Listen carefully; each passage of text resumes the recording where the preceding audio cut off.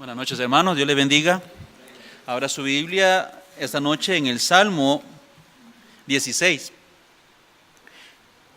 Salmo 16.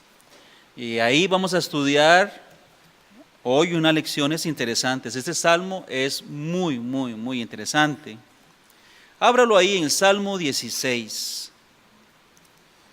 Si usted está ahí, ya abrió con la Biblia y está conmigo, Salmo 16, yo quiero que usted note que ahí aparece como un título y un subtítulo, una herencia escogida. Si usted tiene una Biblia como la mía, en algunas no aparece exactamente ese mismo título, pero luego hay una nota abajo del título que dice Mictam de David. Esta palabra es interesante. Algunos dicen que es un término desconocido, otros dicen que es un grabado especial, otros dicen que es un cántico, un poema, y algunos dicen que es un salmo especial, o sea que es un salmo fuera de serie.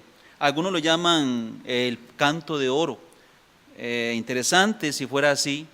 Y en base a lo que el salmo nos dice, que es un salmo mesiánico también, pues no deja de ser interesante que tenga ese título, ese subtítulo ahí. Entonces es un salmo a tomar en consideración. Ahora, yo quiero que vayamos a los versículos 5 y 6, y luego vamos a recorrer un poquito algunos versículos ahí del mismo salmo para entender lo que David está diciendo. Es un salmo, un mictam de David, del rey David. El versículo 5 dice así: Jehová es la porción de mi herencia y de mi copa. Tú sustentas mi suerte. Las cuerdas me cayeron en lugares deleitosos, y es hermosa la heredad que me ha tocado. Vamos a sacar las lecciones de esos versos. Vamos a releer el verso 6 nuevamente. Las cuerdas me cayeron en lugares deleitosos, y es hermosa la heredad que me ha tocado. ¿Okay? El rey David, si usted ha leído la historia del rey David, una historia muy interesante. Es una de las historias de un personaje que se narra que es muy extensa, ¿verdad? Se habla de él desde muy joven hasta su muerte, cuando deja el reinado a su hijo Salomón. Entonces hay mucho que se puede ver de David. Usted puede ver su juventud, puede ver sus estragos cuando fue ¿verdad? Ungido como para rey, y luego es perseguido por lo mismo, por el rey que estaba en su momento, que era Saúl. Y luego llega a ser rey. Por muchos años fue rey y obtuvo muchas bendiciones de Dios. Cuando llegó a ser rey, no solamente continuó con sus bendiciones espirituales, sino que David fue un hombre que tuvo muchas bendiciones materiales. Tuvo un monte para él y un lugar donde él vivía que no era ni siquiera una casa, era como una ciudad. Se llamaba la ciudad de David. Tuvo un palacio, y como usted ve en la Biblia, usted lee algunos textos, se da cuenta que David tuvo también mucha riqueza. En un momento, cuando él está haciendo los planes para lo que es el templo, él dice que ha apartado de su riqueza personal tanto y tanto. Y usted dice, wow, ahí hay un montón de dinero y de riqueza que él aportó al templo. Entonces se sabe que David fue bendecido de muchas maneras. Fue bendecido en las guerras porque Dios lo protegió y le dio victoria tras victoria y tras victoria. Él amplió el reino mucho más que lo amplió Saúl, y luego Salomón lo ampliaría un poco más en cuanto a lo que territorio se refiere. Pero así fue bendecido David. Sin embargo, quiero que note algo interesante.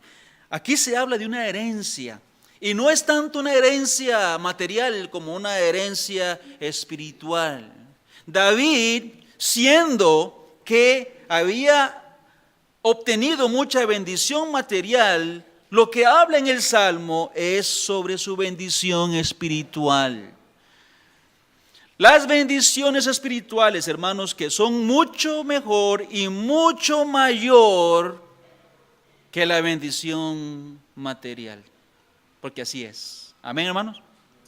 Las bendiciones espirituales son mejores y mayores que las bendiciones materiales. Y no que las bendiciones materiales fueran malas, de ninguna manera. Dios nos bendice, sabe que necesitamos lo material hasta cierto punto, Él sabe cuánto nos da. Pero lo espiritual es mayor que lo material. ¿Okay? Ahora, solo se puede pensar así si se tiene una perspectiva correcta de lo que es espiritual y lo que es terrenal. O sea, lo que quiero decir, hermanos, es que puede ser que haya alguien que diga, yo no sé, puede ser que haya alguien que diga, yo no sé si usted quiere lo espiritual. Yo me voy a dedicar a lo material, porque hay gente que hace eso. Desechan lo espiritual para dedicarse a lo material. E inclusive en el cuerpo de Cristo. Hay cristianos que son más dados y más sacrificados hacia lo material que hacia lo espiritual. Tristemente hay que decirlo. Se afanan, dan tiempo, dan esfuerzo a cosas materiales, que no es malo dar esfuerzo, pero no dan lo mismo para las cosas de Dios. Ahora, le doy un versículo. Segunda de Corintios 4:18. No mirando nosotros las cosas que se ven, sino las cosas que no se ven. Pues las cosas que se ven son ¿qué?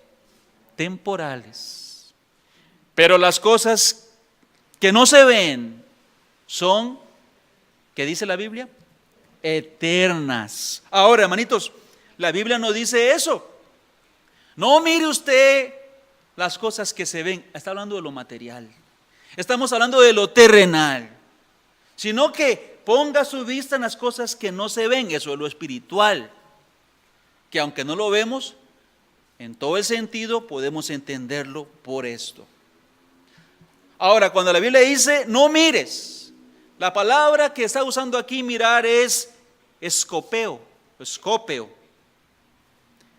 ¿Qué significa mirar? Pero también significa considerar. Considerar. O sea, lo que quiere decir el texto cuando dice no mires las cosas que se ven, es que está diciendo no le dé tanta atención. No le ponga tanta atención a lo material como a lo espiritual. David, teniendo tanta cosa material, le dice, yo quiero alabar a Dios por sus bendiciones espirituales. Es increíble ese detalle. David, cuando no tenía mucho de lo material, siempre alabó a Dios y siempre se metió en los asuntos espirituales. Y cuando tuvo mucho, siguió alabando las cosas espirituales. Usted lo nota, no hubo un cambio en él. No dijo, ahora tengo un montón y ya aflojó con Dios, como podemos decir, sino que siguió dando la gloria y la honra a Dios por las cosas que él estaba dando. Expliquemos un poquito el texto. Las cuerdas me cayeron en lugares deleitosos. ¿Qué significa eso? Las cuerdas me cayeron en lugares deleitosos. Es una forma de aquellos tiempos y que todavía se hace. Era medir las tierras con cuerda. Se medían los terrenos o se medían las herencias, por así decirlo. Entonces, con cuerdas, es la forma en que se hacían, se medían los terrenos. Y una vez que estaban medidas las tierras, se repartían por suertes. ¿Okay? Y entonces, al que le tocaba la suerte, le tocaba, ¿verdad? Entonces, a usted le tocó este terreno que había sido medido con cuerda, y así fue medido la tierra de Canaán. Si usted puede estudiar en casa el libro de Josué, hay un texto que tengo aquí, Josué capítulo 18, por ejemplo. Josué 18 habla de mucho de cómo Josué dijo, bueno, vaya y midan el terreno, mídalo según su sabiduría, y midieron las tierras y luego vinieron y echaron suertes, y a cada quien le tocó la suerte de tal terreno, a usted le tocó tal suerte, entonces tomaban sus terrenos. David está hablando de esto para poner una lección espiritual. Las cuerdas, o sea, la división de su herencia, me cayó en un lugar deleitoso. O sea, el terreno que me tocó fue una bendición. Hay una institución que se llamaba IDA, ¿verdad? A veces algunos se acuerdan de eso. Y creo que ahora tiene otro nombre, creo que se llama INDER, que lo cambiaron. Y eso sí se hacían así.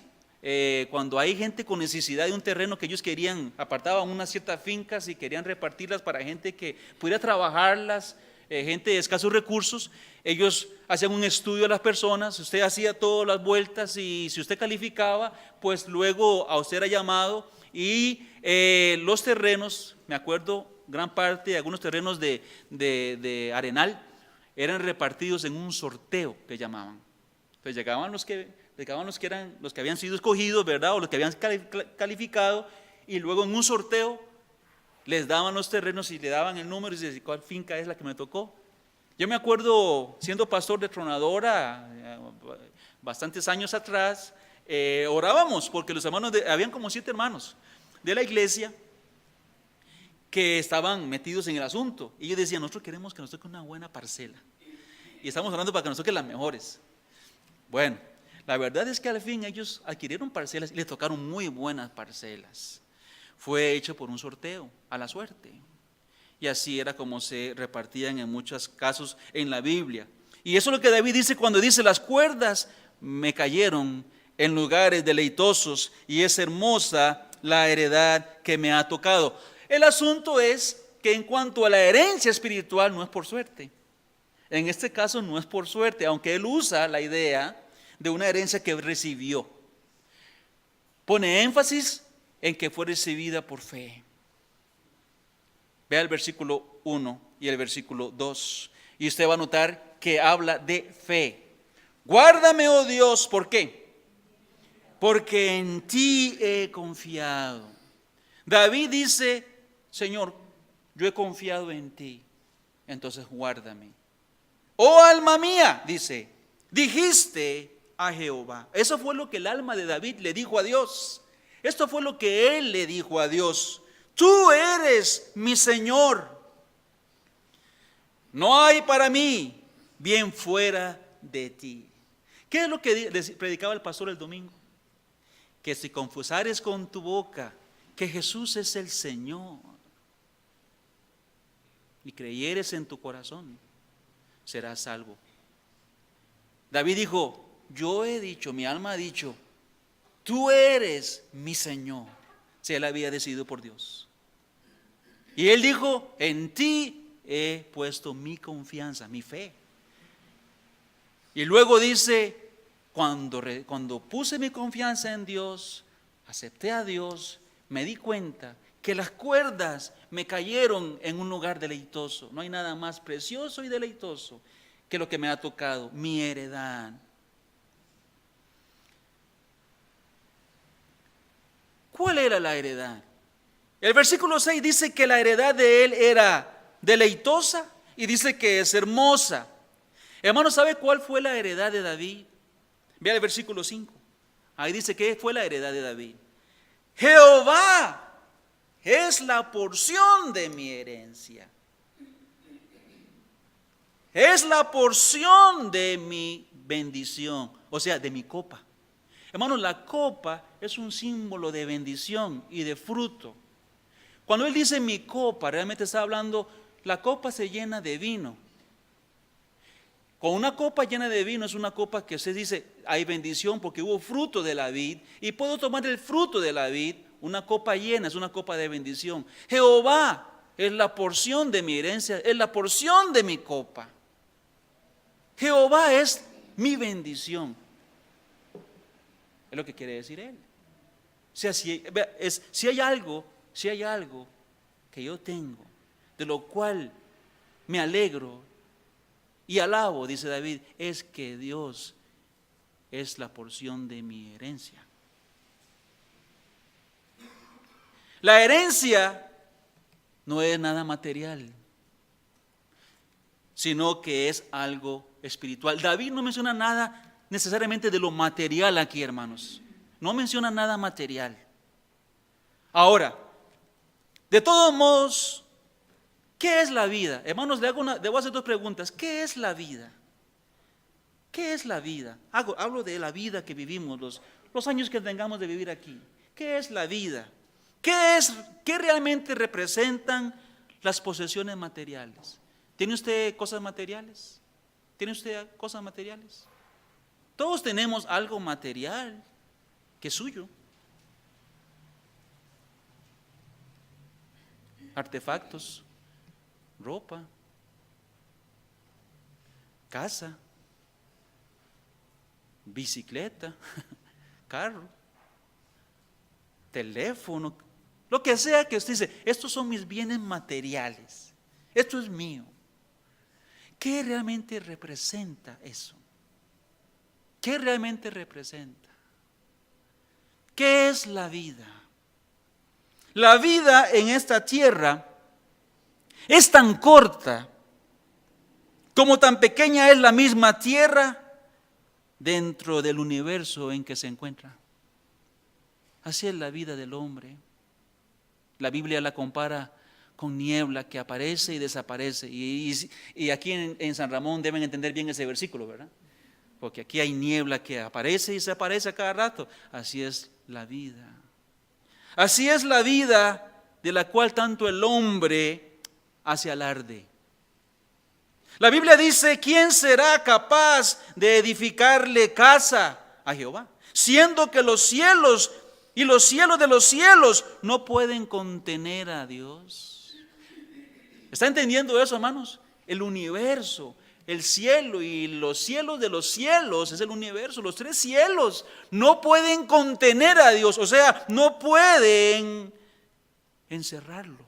Usted no puede decir, bueno, el universo es tan grande que ahí está Dios adentro. No puede, Dios no cabe. Es como que yo tratara de caber en este vaso. Así el universo no puede contener al Dios tan grande.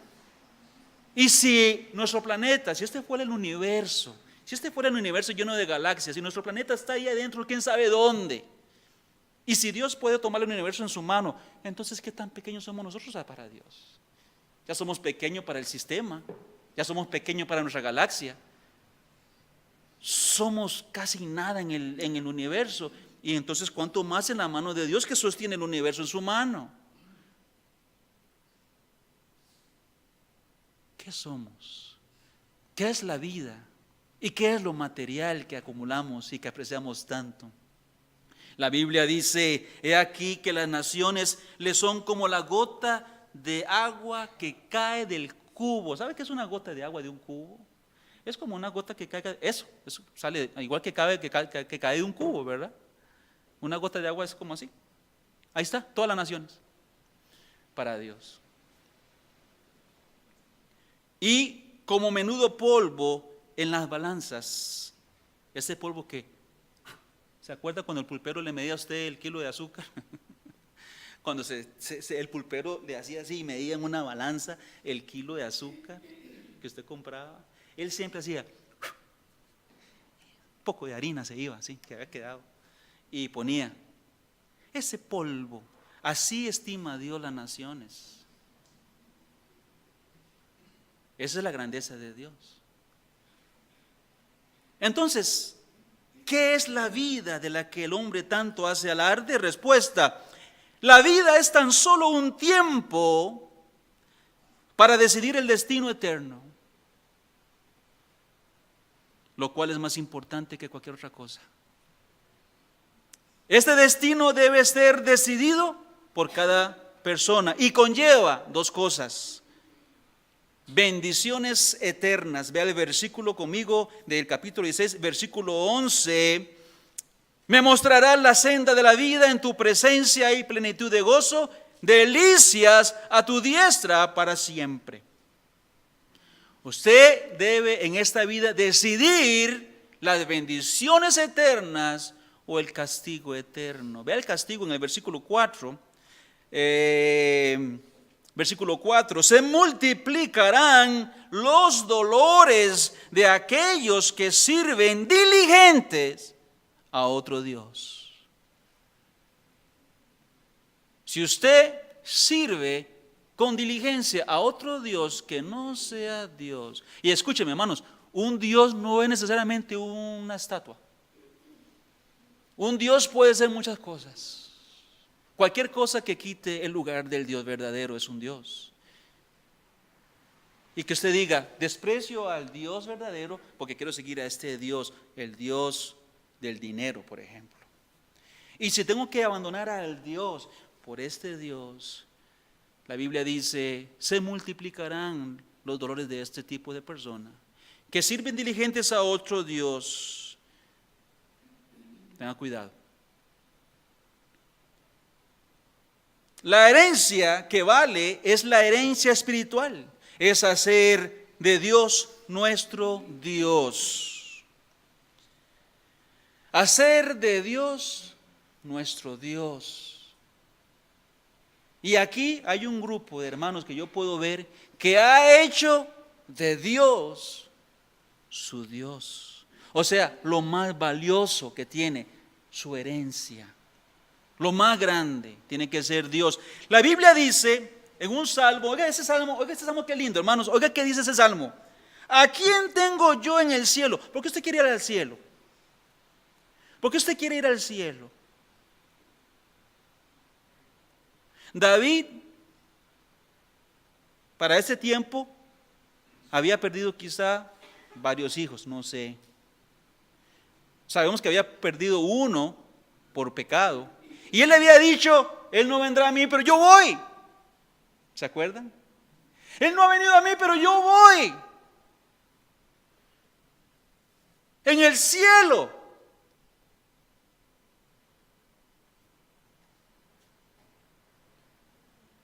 ¿Qué es lo que usted quiere ir a hacer cuando vaya al cielo?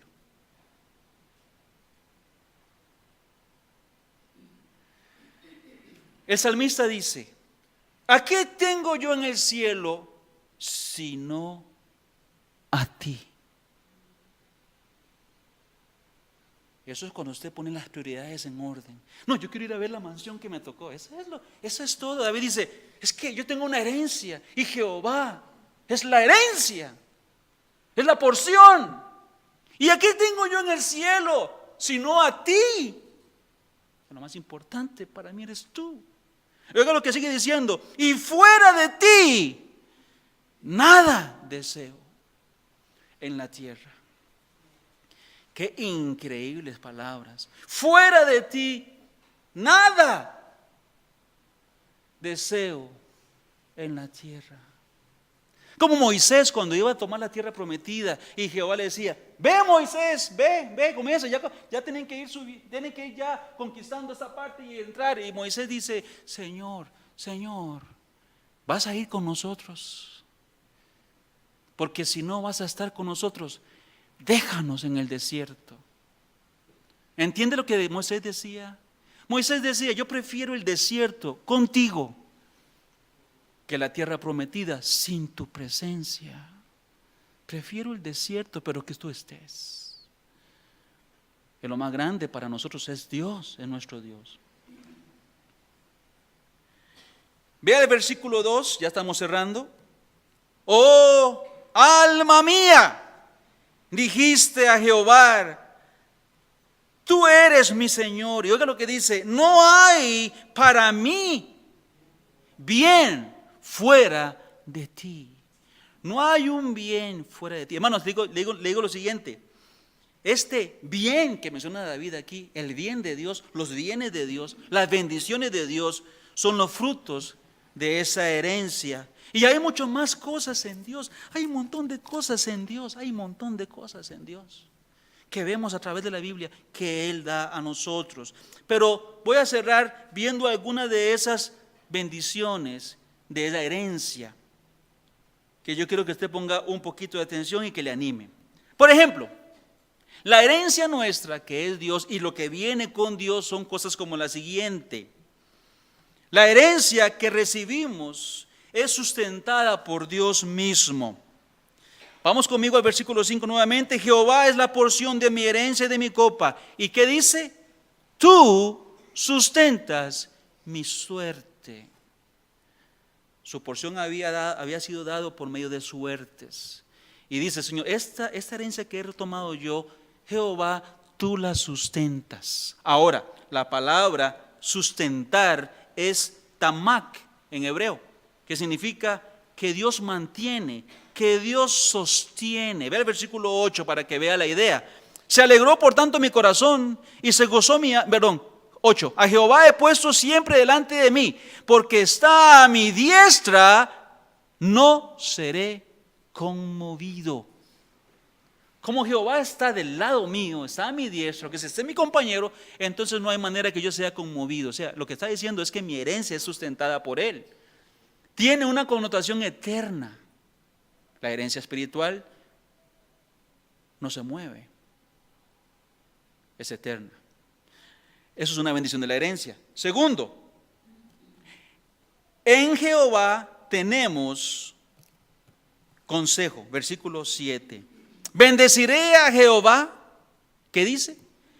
Que me aconseja. Entonces, sabemos que Él es nuestro consejero. Dice también, aún en las noches me enseña mi conciencia. Dios trabaja, Dios me aconseja, aún a través de mi conciencia me guía, aún en las noches. La palabra noche podía indicar tiempos difíciles o tiempos difíciles, tiempos de dificultad. Eso es lo que podría significar, tiempos de adversidad. En la noche, aún en la noche, tú me guías a través de mi conciencia. ¿Okay? Entonces tenemos en Dios no solamente que Él nos sostiene, sino que parte de la herencia es que Él nos guía o nos aconseja. Y también tenemos otras cosas grandes en la herencia de Dios. Versículo 10, por ejemplo, tenemos promesa de resurrección. Porque no dejarás mi alma en el Seol, ni permitirás que tu santo vea corrupción. Esta era la gran preocupación de los hermanos de Tesalónica. ¿Qué pasa con los muertos? En un momento Pablo tuvo que escribirles y le dice, no se preocupen, no se preocupen. El Señor vendrá con voz de arcángel, con trompeta de Dios, y los muertos resucitarán. Los muertos, promesa de resurrección. Aunque ese versículo también es un versículo mesiánico, se encuentra en el Nuevo Testamento, refiriéndose a Jesucristo, cuando resucitó. Entonces, pero eso es para nosotros también. Tenemos promesa de resurrección. Cuarta bendición. Guía divina, presencia divina y gozo pleno. Versículo 11. Vea el versículo 11. Me mostrarás la senda de la vida. Eso es guía. En tu presencia hay plenitud de gozo. Presencia divina, guía divina y gozo divino que viene por la presencia divina. Ahora, hermanos, recuerden lo siguiente, el gozo divino es lo que usted y yo ocupamos, no tanto las alegrías pasajeras. Hay gente que dice, qué mal me siento, voy a buscar por allá cómo despejar mi mente y busca un momento de alegría, ¿no? Si hago aquello me trae un poco de alegría. Yo no sé qué hacer, me siento tan mal que ¿qué va a hacer? Si voy a ir allá para vacilar y reírme un rato, pero usted después viene y sigue igual. Pero el gozo del Señor, dice la Biblia, es nuestra fortaleza. Y el gozo del Señor no depende de circunstancias. Más bien, cuando las circunstancias se ponen difíciles, es cuando ese gozo se manifiesta más. Amén, hermanos.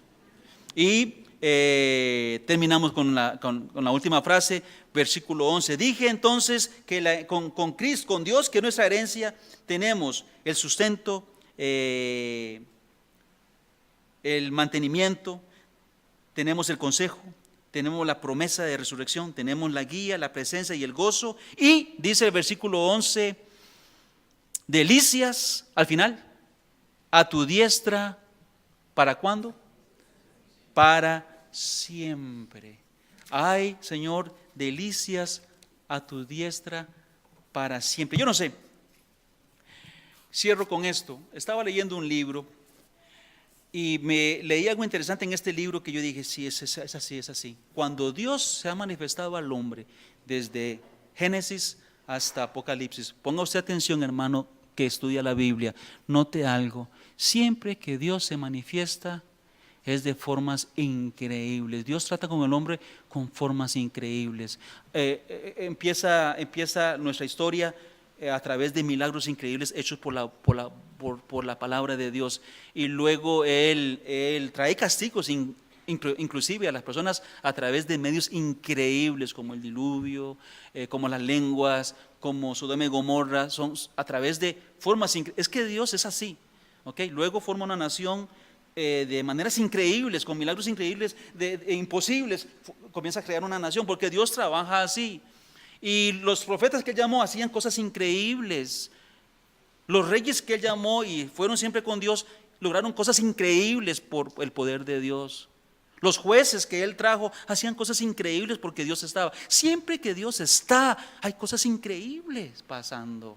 Luego llega Jesucristo y comienza un montón de eventos increíbles. Y Jesucristo hacía cosas increíbles, hablaba y salían cosas, tocaba y todo era increíble. Cogía pan y lo multiplicaba, cogía pescados y lo multiplicaba, tocaba a un ciego y volvía a ver, tocaba a un cojo y comenzaba a caminar. Era increíble. Luego Él le dijo a los apóstoles, ustedes harán cosas mayores, yo voy a estar con ustedes. Cuando yo estoy con ustedes van a hacer cosas increíbles. Y eran tan increíbles que inclusive la sombra del apóstol Pedro sanaba a las personas, solo la sombra, sin tocar ya. Es increíble. Delicias a tu diestra para siempre. Ahora, nuestro pecado opaca muchas cosas y por nuestra vida nuestra vida es tan, ¿verdad? No logramos ver muchas cosas que podríamos ver si estuviéramos más metidos con Dios. Cosas increíbles. ¿Por qué no pasan cosas increíbles? ¿Qué tanto está usted metido con Dios? Porque donde Dios llega hay cosas increíbles. Y estaban los discípulos pescando. Llegó Cristo un momentico, toda la noche sin Cristo y no hacían nada. Llegó Cristo un momentico y dijo, ¿qué hacen? Toda la noche hemos pescado y nada hemos pescado. A la derecha. Increíble. Milagros, peces. Porque Cristo llegó un momentico.